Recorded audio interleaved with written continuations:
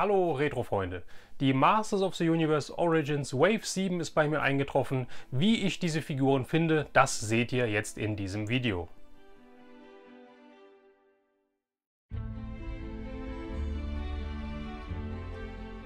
Ja Leute, zuletzt haben mich so viele Masters of the Universe Origins Neuheiten erreicht, ja, dass ich jetzt in diesem Video einmal die Wave 7 vorstellen werde. Dann wird es ein weiteres Video diese Woche geben, in dem ich weitere Origin Neuheiten, die bei mir reingeflattert sind, vorstellen werde. Zudem am diesen Sonntag gibt es ein Sondervideo, denn mein Retro-Rauner-Kanal hier auf YouTube feiert sein einjähriges. Ich bin jetzt ein Jahr mit dabei, ja, und Grund genug dafür, ein neues Gewinnspiel zu machen. Ja, und da wird es auch wieder was von den Masters of the Universe Origins geben. Das wird mega klasse werden, ja, gesponsert von Z-Toys, vom Christian. Grüße an dich. Ja, Leute, also, wenn ihr diesen Kanal noch nicht abonniert habt, dann tut das jetzt schleunigst.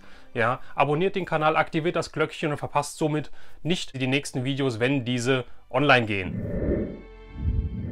Ja Leute, wie gesagt, die Origin Wave 7 ist eingetroffen, ja, und ich habe die Figuren bekommen und möchte jetzt mit euch zusammen einmal mal diese Figuren anschauen, wie ich es auch schon bei den vorherigen Waves gemacht habe. Und ich möchte anfangen mit einer Figur, die ich damals auch nicht hatte, mittlerweile in der Vintage-Sammlung habe, die ich aber schon immer klasse fand, und es ist der gute Bassoff, der Herr der Wespen. Ja, Bassoff finde ich eine total klasse Figur, hat mir damals schon bei den Vintage-Figuren super gefallen und jetzt hier in der Origin-Variante, wie alle Origin-Figuren halt auch, auf dem Cardback-Look oder auf dem Cardback-Design, im Look der Vintage-Figuren, im Look der 80er-Figuren, ja. Wie gesagt, dieses schöne Masters of the Universe Logo, diese schöne Vintage angehauchte Karte mit den Felsbrocken im Hintergrund, ja, mit dem Mini-Comic, ich nenne es immer noch Mini-Comic, auch wenn halt auf der EU-Variante, die diese Karte hier auch ist, keine Sprechblasen oder keine Geschichte erzählt wird, sondern nur die Bilder drin sind. Das wisst ihr ja, nur in den US-Varianten, beziehungsweise in den nicht-europäischen Comics sind halt auch Sprechblasen mit drin, macht mir aber nichts. Ja, die Figur, wie gesagt, hier unten habe ich das Mattel-Logo. Die Figur an sich finde ich mega klasse. Zum einen muss ich sagen, die Karte ist in einem Top-Zustand, ist in einem Traumzustand. Also für Origin-Verhältnisse ist das hier ja minter als Mint, sagen wir mal so. Ja, und die Figur selbst, ja, Bassoff, ist richtig gut getroffen, ist wieder, ja, man kann fast sagen, ein 1:1 Abguss von der Vintage-Figur. Ja, also er sieht, wie gesagt, identisch aus. Er hat größere Füße, das ist mir aufgefallen. Also die Füße sind sehr, sehr groß. Der hat anscheinend, die Figur ist anscheinend nicht mehr gewachsen, aber wahrscheinlich sind die Füße noch mitgewachsen. Aber macht nichts, dann hat er vielleicht einen besseren Stand.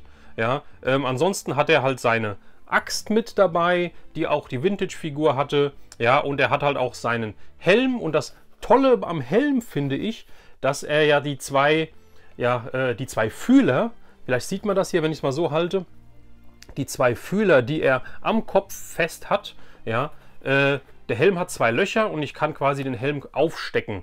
Bei der Vintage-Figur war es so, dass der Helm halt auch immer mal runtergefallen ist, weil er nicht so richtig Halt hatte, wenn man damit gespielt hat. Ja, und hier habe ich jetzt, wie gesagt, nochmal quasi eine Befestigung. Ich kann den Helm aufstecken, ja, die zwei Fühler, und damit sollte er eigentlich relativ gesichert sein. Genau dasselbe wie die Vintage-Figur halt auch. Er hat die Flügel hinten, ja, und wenn ich jetzt mir die Backkarte anschaue, ja, die zeige ich euch. Ich blende euch natürlich auch wie immer Bilder ein, ja. Die Backkarte, dann sehen wir halt hinten erstmal wieder dieses geniale Artwork, ja, wo Bassoff, der Herr der Wespen, oben im Himmel thront, ja, und blickt hinunter auf seine Widersacher. Wir haben hier Skeletor, wir haben hier Beastman und Evil Lyn, ja, und es ist ja immer so schön, dass man auf diesen Backkarten von den Figuren auch immer schon mal Hinweise entdeckt auf vielleicht weitere Figuren, die noch gar nicht rausgekommen sind. Das ist hier jetzt, finde ich, nicht der Fall, zumindest sehe ich nichts. Ja, Beastman gibt es schon, Skeletor und Evil Lyn auch, und jetzt habe ich hier den Bassoff, aber wie gesagt, wieder eine geniale Zeichnung. Ich finde es total klasse. Ja, ich finde diese Artworks so mega toll. Die sind so, ja, die könnten quasi wirklich aus den 80ern sein. Richtig toll gemacht. Und Hier hinten sehe ich nochmal halt, ja, das Action-Feature, was Buzz-Off hat. Und das Action-Feature ist halt einfach, ich kann natürlich die Hüfte drehen, wie bei allen Figuren. Und ich kann die Flügel ausklappen. Ja, das ist das Action-Feature von Buzz-Off. Die Vintage-Figur konnte auch nicht mehr, von daher, ich finde es vollkommen in Ordnung. Ich finde es vollkommen, ja, super. Und auch der Paintjob dieser Figur sieht total klasse aus. Hier sind nicht irgendwelche Farbtupfer, Flecke oder was auch immer zu sehen. Das sieht sauber, ja, von der Bemalung aus, finde ich richtig, richtig toll. Ansonsten sieht man hier nochmal natürlich halt auch die weiteren Figuren, die in dieser Wave draußen sind. Da habe ich ja wieder die Standardcharaktere, He-Man und Skeletor mit dem Vintage-Kopf, die gibt es ja schon länger. Und dann haben wir hier noch die Sorceress. Wir haben natürlich den Buzz-Off, den wir jetzt hier in der Hand haben. Wir haben den Mini-Comic oder den First Appearance Stratos mit der anderen Bemalung. Und wir haben hier natürlich noch Jitsu oder Jitsu. Ja, diese Figuren, also diese 4 Figuren, die 3 hier unten und die obere Sorceress, bilden die Wave 7 bei den Origins. Ja, und das ist jetzt die erste Figur aus der Wave 7, die ich bekommen habe. Und ich muss sagen, ich bin wieder total begeistert. Mattel wieder ein richtig, richtig geiler Job. Ja Leute, weiter geht's mit der nächsten Figur, die ich hier vor mir liegen habe. Wieder eine Top-Karte, wieder eine total klasse unpunched, ungeknickte, unverbeulte Karte. Ja, und ich habe hier den Jitsu oder den Jitsu bekommen. Ja, den Handlanger von Skeletor, den Gegenspieler von Fisto von den Heroic Warriors. Hier haben wir von den Evil Warriors Jitsu und Jitsu auch wiederum dasselbe Card-Design, natürlich wie alle anderen Figuren halt auch.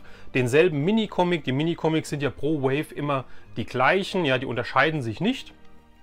Und auch die Figur, muss ich sagen, macht einen tollen Eindruck. Ja, es sieht wieder aus wie die Vintage-Figur. Ich finde sogar die goldene Hand, ich müsste das nochmal bei meiner Vintage-Figur gucken, ist noch goldener, noch greller, finde ich. Auf den ersten Eindruck, es ist mein persönlicher Eindruck, wie bei der Vintage-Figur. Ja, die Figur ist ansonsten total toll, gleicht wieder ihrem Vintage-Vorgänger. Das Einzige, was ich persönlich denke, und wie gesagt, es ist immer meine persönliche Meinung, ist, dass die Farbgebung von Jitsu, er sieht mir ein bisschen zu gelblich aus, finde ich. Ja, der Kopf, der ist ein bisschen arg, fast schon ins Orange eingehend. Ja, das sieht fast so aus wie die Leute, die zu lange im Solarium sind und es gar nicht mehr merken und die dann eher orange aussehen wie braun. So wirkt das beim Jitsu auch so ein bisschen, auch wenn er asiatischer Herkunft ist. Ja, finde ich, das ist ein bisschen mein persönlicher Eindruck zu orange. Ja, weiß nicht, wie ihr das seht. Ihr könnt es mal in die Kommentare schreiben. Ja, ansonsten, wie gesagt, die Figur finde ich richtig toll. Ja, macht richtig was her. Und genauso wie der Buzz-Off auch, die Figur hat echt Gewicht. Ja, der Buzz-Off, ich habe ihn hier nochmal, der Buzz-Off sogar, glaube ich, noch ein bisschen mehr. Der ist noch ein bisschen schwerer. Aber auch dieser hier liegt super in der Hand. Und wenn ich mir auch hier die Backkarte angucke, dann sehe ich auch wieder das tolle Artwork hier. Skeletor im Hintergrund, Jitsu greift He-Man an, He-Man muss Jitsu abblocken, ja, mit seinem Handkantenschlag hier setzt er dem He-Man wirklich zu. Und hier ist wieder ein Hinweis auf eine hoffentlich bald kommende Figur in der Origins-Reihe. Wir sehen hier oben rechts am Bildrand, sehen wir Zyklon oder Cyclone, ja, finde ich total klasse. Wenn diese Figur kommt, bin ich auch gespannt, wie sie das halt machen mit den Armen. Ob er da auch diesen Drehmechanismus hat wie die Vintage-Figur. Fände ich total klasse, wenn das funktionieren würde. Ja, ansonsten auch wieder hier die gleichen Figuren. Natürlich ist ja die gleiche Wave wie Buzz-Off auch. Und ja, das Action-Feature finde ich ein bisschen komisch hier. Hier sieht man, das Action-Feature ist, er kann sein Schwert halten. Ist das ein Katana? Ich glaube, das ist ein Katana. Er kann sein Schwert halten. Das ist ein tolles Action-Feature. Das setzt sich eigentlich voraus, wenn jemand ein Schwert dabei hat, dass er auch das Schwert halten kann. Aber hier wird nochmal gezeigt, wie er es richtig in die Hand nimmt. Okay, wenn es denn sein soll. Ansonsten, wie gesagt, hat er den Hüftschwung auch mit dabei. Beziehungsweise, Hüftschwung haben die ja alle nicht. Ja, also, aber ich kann die Hüfte drehen, nennen wir es mal so. Ja, und Er hat wohl auch das Action-Feature nicht dabei. Das heißt, wie Fisto auch. Fisto hatte ja auch in der Vintage-Variante, die Figur hatte ja quasi eine Feder in dem Arm, sodass halt wirklich man einen Schlag machen konnte und der Arm hat so abgefedert oder ausgefedert. Das war bei Jitsu dasselbe. Hat der auch nicht. Ja, also auch hier kann ich den Arm zwar in Posen stellen, aber es ist keine Feder dabei, die den Arm wieder zurückschleudert, sage ich mal. Muss ich nicht haben. Wie gesagt, ich werde die Figur mit in dieser schönen Karte auf jeden Fall erstmal in OVP lassen. Ihr wisst ja, ich bin in erster Linie OVP-Sammler. Wenn die Figuren dann günstiger werden sollten, wenn diese Reihe auch vielleicht irgendwo mal für einen 10er oder für 11 Euro zu haben ist, dann werde ich mir überlegen, den ein oder anderen, vor allem halt hier Buzz-Off und Jitsu wohl auch ein zweites Mal zu holen, um die auszupacken, weil die Jitsu hatte ich damals, Buzz-Off hatte ich nicht. Ein Freund hatte den damals, der Lutz. Grüße an dich. Ja, von daher wäre das auch wieder toll, diese Figuren nochmal in der Hand zu haben, in der Origin-Variante und mit den Vintage zu vergleichen. Fürs Erste bleibt der in OVP und ich freue mich halt auch, die zweite Figur der Wave 7 endlich bei mir zu Hause begrüßen zu dürfen.